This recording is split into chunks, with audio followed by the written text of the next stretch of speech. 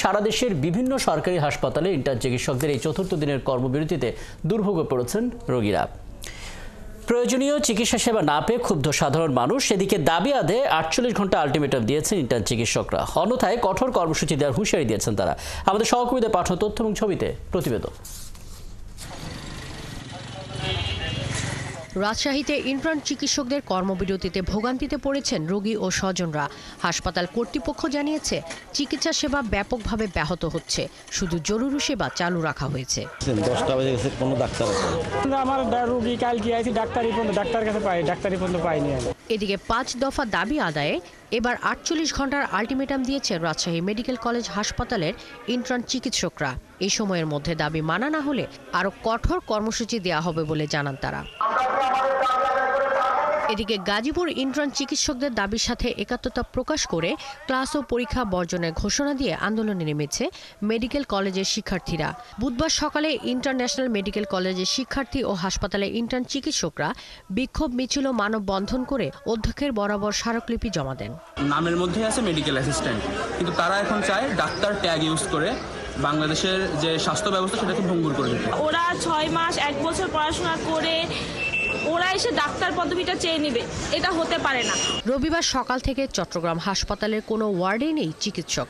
এতে চরম দুর্ভোগে আছেন রোগীরা। আপনার যে চিকিৎসা দরকার ইমার্জেন্সি উনি তো পাইতেছেন না ওনারা। গতকালকে আমাদের একটি আদালত থেকে রায়ে দেওয়ার কথা ছিল, কিন্তু দুঃখজনকভাবে 12 মার্চে পিছানো হয়েছে। এই জন্য আমরা আমাদের কর্মসূচি আরও 48 ঘন্টা বৃদ্ধি করেছি। সিলেট ওসমানী মেডিকেল কলেজ হাসপাতালের উপপরিচালক জানান, ইন্টার্ন চিকিৎসকদের কর্মসূচিতে চিকিৎসা সেবা ব্যাহত হলেও জরুরি সেবা চালু রাখা হয়েছে। যেহেতু একটি টার্সিয়ারি লেভেল হাসপাতাল, আমাদের কার্যক্রম আমরা পুরোদস্তুর চালিয়ে যাচ্ছি, যদিও লোকবলের অভাবে আমাদের যারা কাজ করছেন তাদের উপর একটু অতিরিক্ত চাপ পড়তেছে। বগুড়া শহীদ জিয়াউর রহমান মেডিকেল কলেজ হাসপাতালে বিভিন্ন বিভাগে চিকিৎসা সেবা ব্যাহত হচ্ছে। কিন্তু আমার রক্ত দেওয়া শুরু হয়, কিন্তু দেরি হচ্ছে, বুঝছেন? সমাগম লোকের সংখ্যা কম, ডাক্তারের সংখ্যা কম। আপনারা আবার পুনরায় রোববারে আসেন। এমবিবিএস ও বিডিএস ছাড়া অন্য কাউকে চিকিৎসকের স্বীকৃতি না দেয়া সহ 5 দফা দাবিতে গত 13 ফেব্রুয়ারি থেকে কর্মবিরতি শুরু করে ইন্টার্ন চিকিৎসকরা। শাকিলা শম্পা, 71।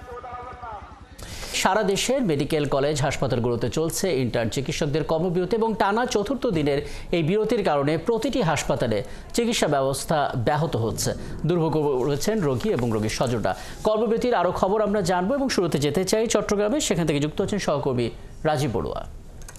রাজীব, একটু বলবেন আসলে কতগুলো হাসপাতালে এই কর্মবিরতির প্রভাব পড়লো, রোগীদের দুর্ভোগ কেমন দেখছেন এবং এখন পর্যন্ত সমঝোতার কোনো উদ্যোগ আসলে নেওয়া হয়েছে কিনা?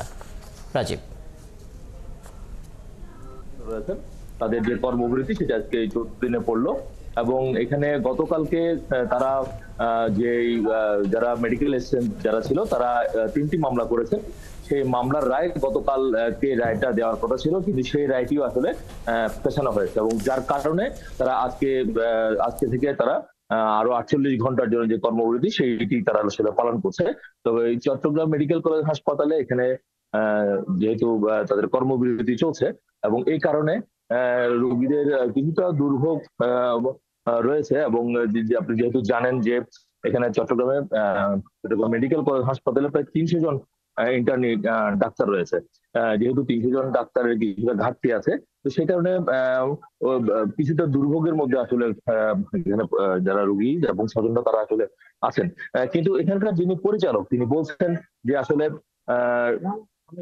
ইন্টার্নি ডাক্তাররা না থাকলেও এখানে যেহেতু পোস্ট গ্রাজুয়েট যে বিভিন্ন কোর্সে যারা আছেন, বিশেষ করে MS MD যারা কোর্স করছেন, তো এই ধরনের ডাক্তারের শিক্ষার্থীর সংখ্যা প্রায় 350। ফলে ইন্টার্ন ডাক্তারদের কর্মবিরতির এই সময়ে তারা অন্যান্য যে ডাক্তার রয়েছেন তারা আসলে সেই কাজটি করছেন। ফলে ওভাবে আসলে যেভাবে দুর্ভোগে করার কথা ছিল সেভাবে আসলে দুর্ভোগ হচ্ছে না।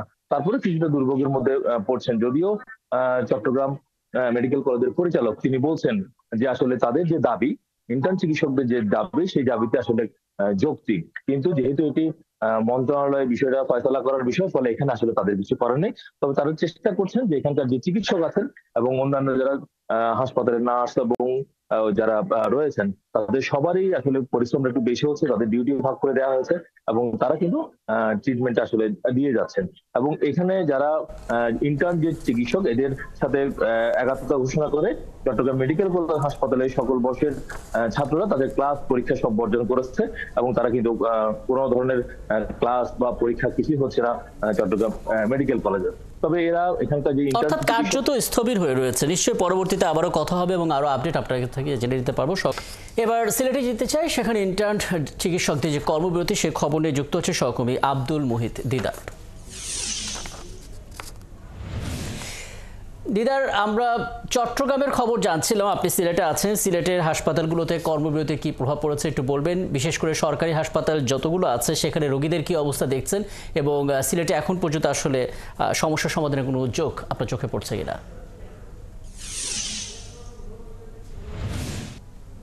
ধন্যবাদ।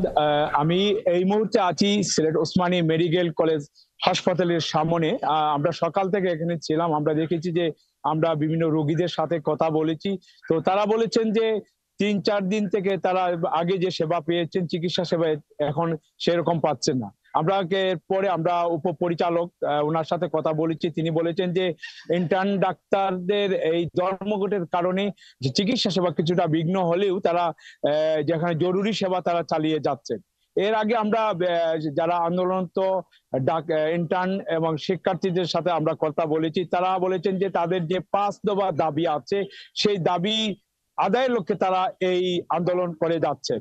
এবং তাদের দাবির মধ্যে ছিল, আপনারা জানেন, তাদের প্রথম দাবি হচ্ছিল যে যাদের ডাক্তার যারা আছেন তাদের বিসিএস 34 বছর করার জন্য, এবং কিছু দাবির মধ্যে আছে যে তারা চেয়েছেন যে এই মুহূর্তে 10,000 ডাক্তার নিয়োগ দেওয়ার জন্য এবং প্রতি বছর 3 থেকে 4,000 ডাক্তারকে নিয়োগ প্রদান করার জন্য। এবং তারা আরো বলেছেন যে তারা যে কথা বলতে যাচ্ছেন যে গতকালকে তারা 91তম রায় আবার পিছিয়ে দেওয়া হয়েছে, শুনানি পিছিয়ে দেওয়া হয়েছে। তারা বলছেন যে এটা কোনো অবস্থায় আমরা কাম্য নয় এবং অবশ্যই দ্রুত এটা সমাধান করার জন্য, যদি দ্রুত সমাধান না করা হয় তাহলে তারা আন্দোলনে যাবেন বলে জানিয়েছেন।